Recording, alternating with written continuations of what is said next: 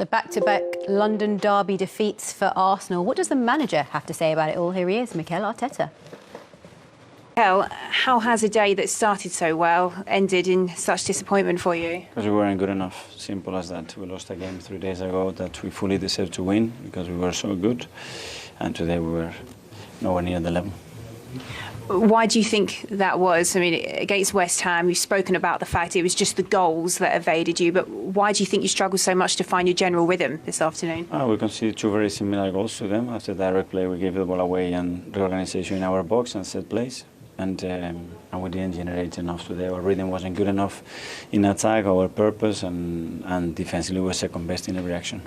How surprising was the reaction, to finally get that goal that was evading you at West Ham so early?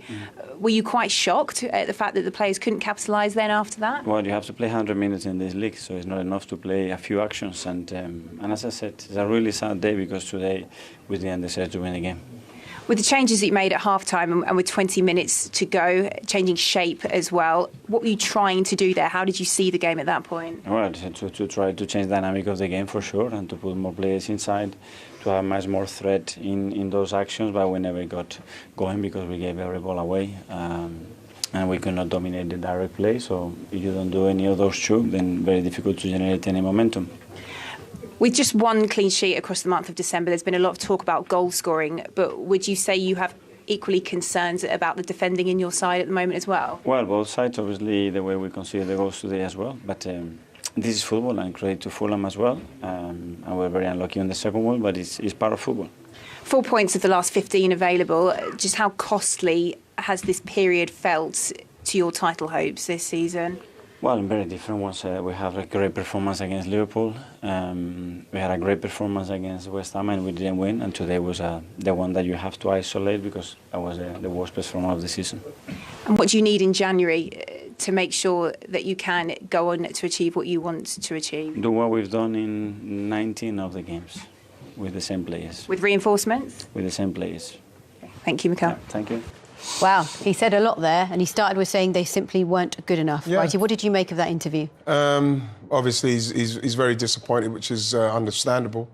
But I think that rather than that, he's got to try and get it out of his players. It has to lie at his door. Why, for whatever reason, the intensity and the drive for a prize that is more than worth it. Where has the effort and the intensity gone? Whereas people expressing themselves, frontmen, getting the ball, making things happen, people taking chances, rather than everything being safe. And again, like dropping off like we did in the first half, where's that come from? We're a team that can go forward with really dynamic players.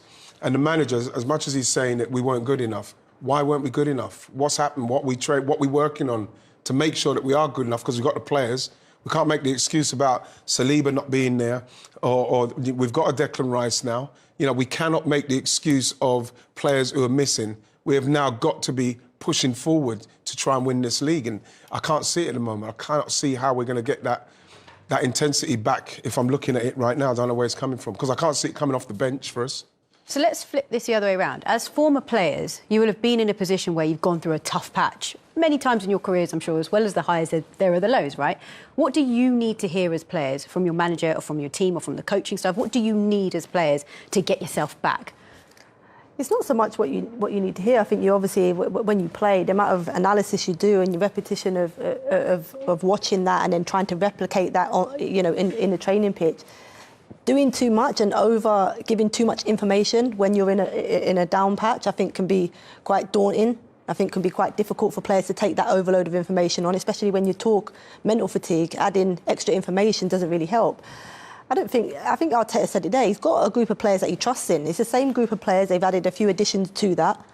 I just think this season, I think what Arteta's got to do, and we've spoken about it before, and right, you've heard him say it numerous times, there needs to be a plan B. And I think that's the problem at Arsenal at the minute. They've got a plan A, and when it works really well. But when it doesn't work, they struggle with that plan B, and the bench isn't strong enough. His changes today, I'd ask Arteta, what did your changes didn't change the game? So you speak about, I'm bringing these players into the game to make a difference, to change the intensity, to change the dynamic of the team. It didn't do any of that. So maybe question marks around his decision-making in terms of who he brings in and who he brings out. And Nketiah, for me, didn't do enough today. and we didn't get removed off the pitch. At some point, Arteta has to take some responsibility for the way that the team, in terms of one, in the way in which they're playing, but two, in terms of the changes you make to try and change that in game. So a lot of talk from both of you about a plan A and a plan B definitely needed. So, Wrighty, talk us through how they have been worked out from today's performance. Well, I think that when you look at the way, for instance, Saka, there's so many men trying to stop the ball into Saka that if we're not going to get this ball out and move it quicker into places where you can then get it to the left or you can play it through the middle. Look, he's got to come back. Look, he's got to come back now. Now you need more movement. Nothing. So that you're not getting any movement. So now what happens is that the man on the ball is rushing. Eddie Nketiah, this is a good one. It might be a tough pass, but it's a good run. He's not even looking. Tomiyasu's not even looking. So when we say plan B, these are the things that it's got to happen. You can't keep passing it across. The plan B is to, OK, if you're going to be like that and you're going to have that line, we're going to go over the top of you. You've got to be part. Look at Gabriel. He needs something. He needs something. No one's moving in front of him. He's got to go back. You see, he's putting his arms up. So those are the situations where, with good players, you have to take chances. You have to pass the ball into those areas. Saka's got to hold the ball up. These are the things that you have to now do. This is attrition. You know what I mean? So when it comes into Saka, he knows I have to hold this so I can lay it to him so he can do his bit on it. These are the things that they have to work on because people will go tight on Saka, they'll go tight on Martinelli, and they'll go tight on Ødegaard. And then they'll restrict your passing from the defence into Ødegaard so he can't turn to then pass it to the Saka. And so what's happened is, people know that. You stop Ødegaard, you're probably going to stop the service to these guys. You stop Rice, getting in Rice's face, he'll pass sideways. That is what they've worked out. So now what's our plan B? That is where it comes from. But what to add to that, right, is that what they did a lot in areas was then they all got in the same line. So you'd see at times where Havertz would join or the front four and get very flat. And when you're in a flat line, in terms of like passing and getting those links, it's quite difficult. If you're in the same line and you play a square pass, which happens at times, the goal come from that, they got nicked on. If that happens, a square pass, it's easier for the opposition to just nick and go. Playing on different lines make it really difficult for defenders to get out and go and try and win the ball back. Arsenal were too flat in terms of their line, in terms of their movement, and it was predictable in terms of reading it as a defender. I don't think Fulham were dragged in areas that they felt uncomfortable defensively. They were pretty much in a good shape throughout the game and wasn't really broken. They had that 5 and 4 in front, quite comfortable throughout the game. Well, we've just seen the fixture list there, and you can see the next match in the Premier League is the 20th of January, so that's, what, a 3-week break? Yeah. Might this help? I think so. I think that you will slowly pick yourself up as time goes by because you're going to have the time to. But then what's going to happen is that you've got to go into a game and then you've got to start a game well again. And then, like, for instance, today, they started the game well, they score first. We need to see how they react when we come back from the break to that. Are we going to stop? Are you going to drop off? Or are you going to go for it? Because, yes, they may need a rest. Maybe they might be mentally fatigued and physically fatigued. But now it's going to be a mental problem for them because what's happened is that in the games, they've been very subdued in the games and they're not taking chances on passing the balls into places where you can create and bring people out so you can turn them and maybe get a shot. So hopefully the break will do something for them, Seema. But something's going to have to change drastically with Arsenal. Something has to change. Do you know what, as well, the difference for Arsenal? You think back, because even listening to Declan Rice's interview, very flat, Arteta's very flat. Last year, when you heard Arteta speaking after a defeat, it was still quite, in terms of his voice, it was there, it was proud. My team aren't expected to be here. But I think maybe in-house their expectation has changed based on what they achieved last year in terms of pushing City to the end. And now they're thinking, actually, we can go on and win it with the additions they've got. Yeah. So that expectation changes. Now they're expected to win. And when they don't, it seems like the end of the world for them. And that's how it felt listening to those interviews there. OK, well, they are in action. They're in League Cup action, that is. Sorry, FA Cup action against Liverpool coming up before that 20th of January match against Palace. OK. It's amazing how quickly the narrative changed from a chance to go top of the table at the end of the year to 1 win in 5. You're so good at tactically analysing a game. What went wrong today from where you were playing? I don't know, to be honest, because we had the chances again. Whether we were going to draw the game or win the game, we had the chances. We didn't put it in the back of the net. It was a very disappointing performance considering we went 1-0 up and we could have played much better. But look, Fulham sat in strong, scored 2 goals we could have prevented, and you know, that's where we need to demand more from each other. You know, it's where, you know, we're fighting up the top at the end of the table, and goals that we've conceded can't happen. Arteta said these two matches were the difficult games that you've got to go and win the title, but you have a defeat. Everyone says the title race is going to be a concern. Manchester City have a defeat. They say it's just how competitive the league is. Is there a perception still on Arsenal that just one defeat sends you off the rail? Yeah, look, like every season, there's always so much talk surrounding Arsenal and the title. You know, I don't get involved in it, neither do the players. Like I said, it's about what we can control and winning football matches. We obviously haven't done that the last 2 games, and it's not ideal. But look, there's still a long way to go in the Premier League. Still, for 18 more games. We're such a good side, you know. We ain't going to let this put us down. Obviously, we've let the fans down today. We let ourselves down with the performance, but you know, overall, you know, 2023 has been positive for Arsenal, and we're looking to go one step further in 2024, and you know, stay on it.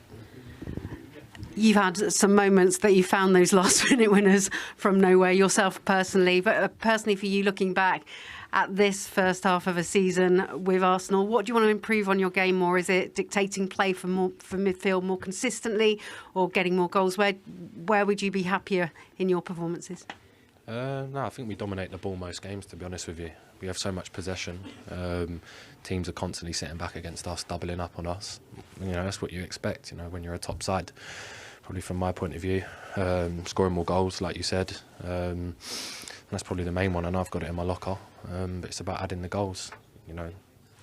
It's not the be-all and end-all that I score more goals, because I've been playing well, but it'd be nice to score more goals for sure.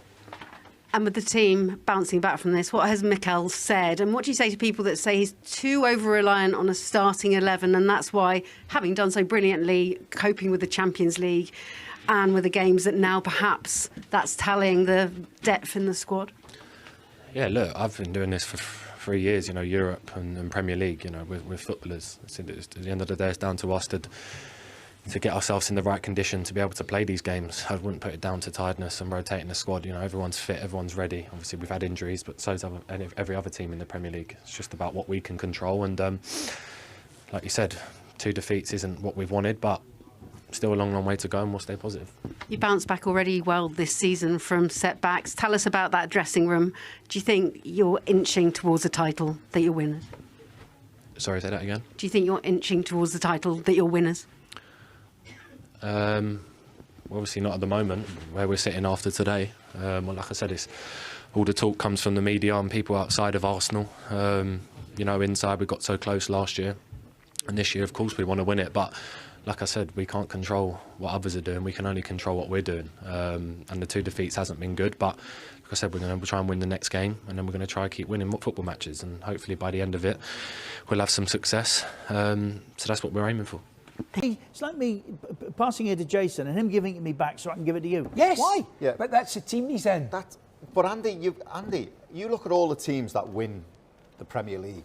You look at Liverpool's team, Jordan Henderson, all right, maybe not as gifted as Declan Rice. Definitely not. But vocally, he would drag that team back from a defeat. But he would drag 0-0. Your team mirrors your coach's personality. This is what I'm trying to say. No, I agree. That mirrors your Klopp's personality. But Arsenal's personality but they don't have one. But if you're on the pitch, it's nice. But if you're on the pitch, you can take it upon yourself to go, I'm not happy with this. Just surely that you don't need to listen to your manager. I think he would. I know we might not see it. I don't get. I don't get that Rice sits in that pitch and played there today and accepts that he played a ball. Okay. He played a ball into Odegaard. Okay, it was the wrong side, and Odegaard just sort of like give it one of them, and he went. Declan Rice went like that, and then they turned around and they chased back. Maybe he expected better from his skipper. But like, I mean, I've seen Jordan Henderson scream at Andy Robertson, any player on the pitch. He might not be good enough, though. Not good enough. Show more, do better. You've got to do this. You've got to do that. Yeah, but don't you think? I know. Listen, I understand you're defending him, and part of me wants to as well. No. But somebody of that quality, don't you think, should be able to go out there today and say, do you know what? Come on, and do something. Flash a shot at goal. Yes, smash across into an area that matters. Get it here and break a pass there. When was the last time you saw an Arsenal player take a shot? Well, it's about time they did. Exactly. Yeah, but they're encouraged to pass. And he should do that. I don't understand why you spent 110 million on a player to go and do what I mean, you could put Frank McClintock in Yes, there. I He could agree still with you. do that. Give him more responsibility. No, Well, I think take it as a player of that stature. And I know what you're saying. What, against your manager's orders? Of course, and say, come But on, we can do the better than this. responsibility of being vocal and dictating and Maybe he's being not aggressive. vocal, Jason. I don't know him as a person, but I know 100 million. I know. Hold on, you can pay 100 million for somebody who's not very vocal. Messi wasn't very vocal. Neither was Ronaldo. Well, but that was completely different No, kind but of what I'm player. saying to Yeah, you but they is affected you're either things. vocal, They both but you're either affected vocal or you're not. Roy Keane, I can tell you, it was vocal. Patrick Vieira. Right? Patrick Vieira was vocal. Right, who's But them who's teams the won Man City titles. captain at the moment? Them- Who's captain of City? Odegaard. No, City. Oh, City's captain. Is it Rod? Silver, is it? I think. Oh, Walker. Well, Walker. there you go. Hardly Yeah, but vocal. I'm not saying Well, what I'm saying, that hardly he needs to be vocal. No, he's vocal. not. I'm saying he needs to put what he used to do at West Ham. I say I've seen nothing of at Arsenal. Get involved. Start making passes that hurt people. Yes, I agree with Start you. taking shots at goals. Yes. Because Arsenal don't But what if he shoot at does? the goal. Okay, put yourself in this position. Don't go What back and if he stand gets- between your Hold centre-backs on. and go, But wait a oh, I can minute. pop it in there. Wait a minute. What if he's getting that? What if he does that the second half? He tries 2 or 3 or 4 passes and they don't come off. Whereas Steven Gerrard would have, then- and hold on, Steven's at the time, he would have done that, but he wouldn't have got disappointed with 3 or 4 passes. He'd keep doing He'd have kept doing it. But what I'm saying is, I Absolutely. bet you if he tried that his coach would be on the touchline saying, Declan, keep the football. Well, why keep didn't he it. try it? And let's see. Why didn't he go out Well, on that maybe he pitch and will. say, Maybe I've he got will. more to give than just Maybe he will. this? Arsenal. Follow, as Declan Rice just said. And we were talking about the game as we were watching it. Not only, Wrighty, did they look physically tired, they look a little bit mentally fatigued as well. I think what they're learning, and maybe they're a couple of years ahead. I thought last season was fantastic for the squad, young squad. This squad's quite young as well. Then you've added Declan Rice, you've added Kai Havertz to it. Jesus is fit, Saliba's fit. There's not many. There's no excuses now. But I think it comes down to knowing where you are at this stage of the season and why. I said at the start of this, we have to. This is a staying in contact, staying in touch with the guys. Why you have to win this game, and mentally should have learned a lot from last season with some of the games that we dropped points. Is knowing that you're going to go to Fulham, it's going to be tough. The worst thing is you do not lose the game. And I think that when you look at the amount of spaces and the amount of the lack of movement, the lack of intensity, which the manager asked for at the start, you have to worry. And this is why I mentioned, if you buy 2 free players in January, it won't make no difference if they're going to play like that. There's something that's lacking at the moment where you can't score a goal away from home and then drop off. I can't understand that. It's going to be something I won't be able to forget until I see it again later. But there's something that's not happening in the team where I believe that we need to find another option, another way to get it done. And that little something that's missing, what is it for you, Farah? I don't know, because I look at this Arsenal team and I always go back to the intensity. When they play intensity, I think they can play anybody off the park, including Man City. And we saw that last year when they had that game. So I think they've lacked that. I think you mentioned before the physical and the mental fatigue a little bit. I think that's showing.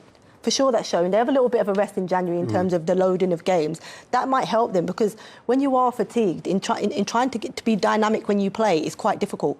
So as much as you try and have that change of speed in your movements and your rotations, it's difficult. You're trying to do it, it's just not happening. You haven't got that explosive power because your body's not allowing you to do that. And everybody has to do it at the same time as well. In sync. You've got to see the movement. If Wright drops short, I've got to go behind. It's beyond. So it's got to be those moving. things have to be in sync, and they're not quite because mentally as well, being drained as well as physically, combined, isn't very good. I guess it's a very different psychology when you've been the team to beat last season to some extent, but they're now the team to beat really because they were the ones that were top of the table, and it's very different to being the ones that are chasing. Yeah, but at the same time, again, it happened last season, and they should have taken a lot from that because when you get into this stage, you cannot take any team for granted where you're going. And yes, there's a lot of London derbies, but at the same time, we're going into a Fulham side. Again, I think they have three poor results, where they haven't scored. Defeats, yeah. And so you're going in there, you score first, you're supposed to really manage that game and finish them off with what you've got. And by that I mean pass the ball at a quicker pace. Make sure that you have got your pivot players in a position that if you are passing at a pace, they're in there to clean up any mess. But at the moment, we're very open. You could see that with their first goal. Wide open, Saka loses the ball, and one pass takes out the whole of their... you see it here. Saka loses this, you look, Martin Odegaard's getting beyond. Declan Rice is right next to him. So once this pass goes in, it only needs a decent pass from Willian, and they are now into us. Look, great pass, you know, and they score. And that was just because of, you know, trying to go forward and not managing the situation. Look at Tom Kearney, absolutely on his own. So if they do lose that ball right there and he's away, you can see him away. Now no one can pick him up. The centre half has got to go out to Willian. He's running in on his own there. Jimenez, brilliant run at the far post. Can he put a great ball in? Yes, he can. And then that's how Arsenal opened up. And I think that you saw it with the Liverpool goal, very sloppy, and you saw it with the West Ham goals. There's a lack of concentration at the moment that is costing them. How do you work on that, Farah? It's difficult. Concentration isn't probably something you work on. It comes natural in terms of when you're in a certain shape. You kind of know triggers. You work off your teammates alongside you, in front of you, and it's communication really that helps you stay concentrated within the game. That's just that for me. I felt like Odegaard probably anticipates Saka being able to hold on to the ball, and then he can get beyond. He just didn't read the situation here. Look, he didn't need to get beyond Saka in this situation. The possession wasn't secure, and then you know once that's happened, now Arsenal backline are all over the place. And this pass here, it just takes out the whole back line. It's the pass. That's brilliant. You know, when you've got your defenders facing their own goal, they can't defend it. It's impossible to defend this. And then it's a good finish from Jimenez at the back post. What was the difference, Wrighty, if any, between what we saw against West Ham and what we saw today? Not too much, to be honest. I think, you know, again, we've said it a few times, the intensity. You're playing at home. You're trying to secure top spot in the league. You know, yes, you might have a little dip in form, which is not a problem. But the main thing is that you are together. Like we was just saying there, is that when we worked so hard on certain situations that will appear in a game. Like even that Saka, we'd work on that. So if you do lose it, then this is what you do. So that is the kind of stuff they have to go back to those basics of making everything tight. Making it tight. Saka cannot lose the ball there. Martin Odegaard cannot go beyond him. Declan Rice should not be level with Saka in that position. You know, so then when he holds it, he's got more than one option. So then if the defender does, he's done really well against him, Robinson. He gave him no breather. If he does win it, then we're in a place where we say, OK, they've got possession, but they can't break on us. That is what we need to be doing. And I never saw it against West Ham. I didn't see it against Liverpool. You know, there's something that's happened where we've kind of checked out with the marginal differences in this league, which makes such a difference. Yeah, it also, is about Arsenal, they have to adapt, right? They're trying to play exactly the same way as they did. Like, you think of Man City, Pep's always evolving his team, always trying to get better the following season. Arsenal playing the same sort of way. So today, Saka, in terms of his movement, was quite easy for Robinson to read and come in behind and tackle quite often. Well, look, I don't know if anyone was quite surprised because Fulham had a lot more control, I guess, over the game, that they actually ended up winning it. So talk us through De Cordova's winning goal here.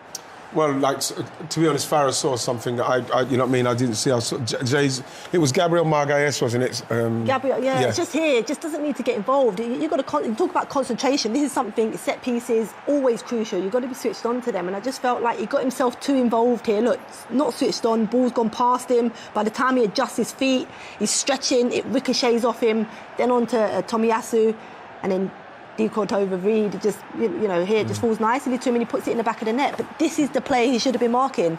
So he just lacked concentration there for, you know, a second, and this is what happens, set pieces. You know the thing with that as well, now I'm looking at it, I'm thinking to myself, because Gabriel Magalhaes is such a big guy, De Cordova-Reid is a smaller guy, I thought that he should be more dominant in the situation. So as once it comes over the first, once this comes over here, that's okay, it's over his head. But there, that one when he does the leg, he's got to be going, once this ball comes back, he's got to be moving to attack it, go towards to attack the ball instead of waiting. You know what I mean? But you look at the space he's in, he doesn't move out of that space in the whole time. And that can't be right. You've got to be a defender, you've got to be on the move, getting ready to head something and react to it. And in that instance, you know, again, those margins of getting that wrong, that little bit of marking, has cost them. De Cordova-Reid, 6th goal of the season. They're doing pretty well, aren't they? Considering they've gone 3 games, as we mentioned, without scoring a goal. To come back and win a London derby in the way that they did. Yeah, I thought they was impressive today. I think De Cordova-Reid, I thought Willian, I thought Kearney, Pellegrini, most of the Fulham, you can go through the whole team from back to front. Leno, all of them. I thought that, but they had to be on top of their game, and they had to hope that Arsenal weren't on top of their game if they were to get anything, and that kind of what happened. But they took their chances, and the opportunities that they had, they took, and they done that well. But Jimenez was big for them coming back. The 3 games they missed, they wasn't able to score. Before the 3 games he missed, he'd come into them games in form, having scored a few goals. He got his goal today. I think it just gives them a little bit of a lift, this Fulham team. I think that we've been worked out a little bit. Like you say, the 2 fullbacks done very well on our wingers. We had it was tight. They gave us possession in a position where they were comfortable with us, and we kept passing the ball on that semicircle without too much pace, without too much intensity, without trying to break lines, without people trying to be inventive in the last third to create space. And I think that we have been worked out a bit because they mark Saka tight. You mark Gabriel Martinelli, let him have to go back that way, and then all of a sudden you could see like some of the times you get our defenders on the ball trying to pass, and there's nothing there. They're putting their arms up saying, where can we pass it? These things have to be sorted out quickly. Well, Marco, congratulations. You said to us pre-match you wanted improvement pretty much across the entire pitch. Do you feel you got that today? Yes, I really feel. You knew that it's going to be really tough. Just to stop a team like Arsenal has to be really almost a complete game for ourselves in all the aspects of the game. When we started losing so early in the game, like first 5 minutes you can see the goal, just a team that desire and the quality and the ambition to go really and to face them and to match them in all the aspects of the game can do what we did. And congratulations for the players, our fans as well. Great atmosphere in our stadium is always important, is always a big help for us. And I really believe, looking for all the match, that we deserve the 3 points. The way we reacted, our first half was really good. After the goal, we start to really play well. The way you beat their pressure, they were not able to press really high us because we have beaten really well the pressure quality in our first build-up. We start to create from that moments, and we did really well. Our first goal is a very good example, the way we did it, and congratulations for the players. Coming into this game off the back of 3 defeats, you might have expected heads to drop when you concede so early. So where do you think that reaction has come from? This is what I said about the character and personality of our team and our players. We came not from a good moment, but we know why the things happen. The first thing that we do when something comes wrong for us, we analyze, we show them and what we have to improve. Because that I was so clear with you about what we should improve from the last game. Almost everything, because we are not at our standards. And after that goal, probably everyone is going to think, okay, it's done again, and Arsenal is going to control the game, and we turn it for us, and we start to control well the game. We start to put them under pressure. I don't remember many chances from Arsenal all the game. Our second half a little bit more low. It's true, a little bit more low. You change some things in the approach and the formation last 20 minutes as well. The players, they did it really well. Big effort from everybody. But we are always dangerous in counter-attacks in some moments, and I think we had chances even to score the third goal. How pleasing was it to have Raul Jimenez come back and get straight amongst the goals like he has? As I said to you, of course, I don't like to individualize in one player or two, but our team, our squad is not a big squad. Is in terms of numbers, all of them, they are important. Rodrigo and Vinicius, they work really hard to help the team as the others, but it's difficult for us to afford when you have a player like William and Raul so in a very good moment of form before the Newcastle match, and we lose players. Of course, Raul was not injured, William was. Raul was a harsh red card, in my opinion. Should not be red card, but is what it is. But when they come back, and when you have all they have available, of course we are stronger, no doubt. That manager there, Marco Silva, has managed to get an extra tune, a little bit of an extra edge out of those players, because you could see it in the performance. Yeah, but it's a London derby as well. It's a London derby when you've got an Arsenal team that's come in there who've got eyes on trying to win this league. It's a big game for a team that haven't scored in 3 games. So you're going to come and firstly, like me and Farah was just talking about, you're going to make it very difficult for them. And from Arsenal's point of view, what Arsenal got to do is say, right, we'll go with this, we'll fight with you with this, if that's what you're going to... But if you score early, then you've got to take the impetus of going and trying to finish them off. They didn't do it, and Fulham grew in the game, and in the end, like he rightly said, Fulham deserved to win the game because they really took advantage of the fact that Arsenal were very tepid. very tepid in everything that they were doing today. And Fulham maximised on that. And there was a specific moment from Paulinho and his tackle on Saka that was quite a telling moment. But how good has Paulinho been, first of all? Oh, phenomenal. I think in terms of interceptions in games, in the Premier League games, he's up there, or at least tops it. But this is, look, you'll see the reaction to the fan. It gets the fans on board as well. This is a crucial tackle inside the box. Saka's here, you just see it. And that, it lifts the team. It shows that little bit of passion, commitment from the team. That's what your fans want to see, and then you get them on board. And I think that's what they did. I think once you get that, but me and Wright, as you just said, we were just talking about that. These are the type of games that are the tough ones. The teams that don't go out there to win the game. They're actually trying to survive, but in surviving, and then they sense that vulnerability that Arsenal showed them. Here's it, top of the tackles list. Sorry, 84. Yeah, last season as well, he's top. Phenomenal. So, you know, this is why he's probably ranked one of the best free midfielders in the league. It's no surprise that Bayern Munich were really wanting to try and get him, and I think that he's done unbelievably well in getting his mind right mentally to focus on what he's doing at Fulham, because you can see he's a top team player, and we saw that. I thought we'd have to play well to get the best out of him. What we did do. Didn't play very well to get the best out of him, but when we did get something, you know what I mean, Paulinho was the one that came in and stopped us. So, you know, again, I think it comes down to our players to understand and recognise that when you get to this stage of the season, when you're trying to go for it, a lot of it's mental and what you're going to do. What am I willing to do to make sure that we don't lose the game and we just nick it 1-0 or we nick the draw? You know, we ain't played well, but we do not lose. We ain't in that mentality yet. Well, hopefully for the Arsenal fans watching, the Arsenal fans around the world, that break, as we said, will give them a bit of a chance to reach Villa Park. Derek Ray here in the commentary position, and I'm joined as always by Lee Dixon. And looking forward to bringing you action from the Premier League coming right up. It's Aston Villa taking on Chelsea. Cheers, Derek. Yes, excited about this one. Interesting match-up for me. We should get a good game here, hopefully.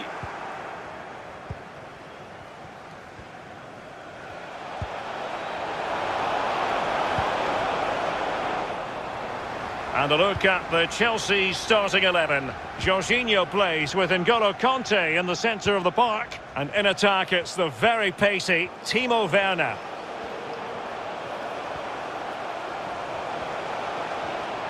Well, it could be on for him here. Wide of the target, and he's going to be disappointed. Disappointed? Wow, it's a shocker. He should be doing a lot better than that. Rudiger. Thiago Silva. On the ball, Azpilicueta. Really closing him down. An effective challenge. Opportunity to take the lead. And it's come off the keeper. And problem solved for now. Timo Werner. Well, you never quite know who's going to emerge from the shadows and become a match. Opportunity it is. And a goal! An early boost for them. The first goal of the game. They're off and running. Well, as we look at this again, the keeper's every right to ask where his back line was, but 2v1 in the end. He's thinking now, is he going to pass or go round me? He's got no chance.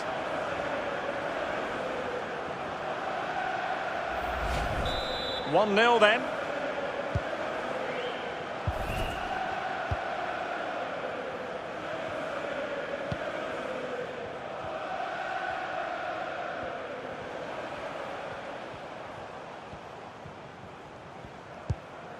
McGinn.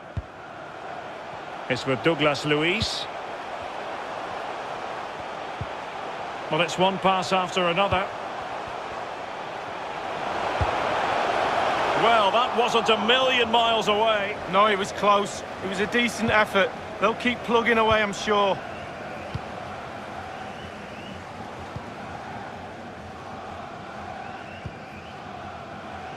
Werner. Kanté has it. Well, it was a menacing attack, but tidied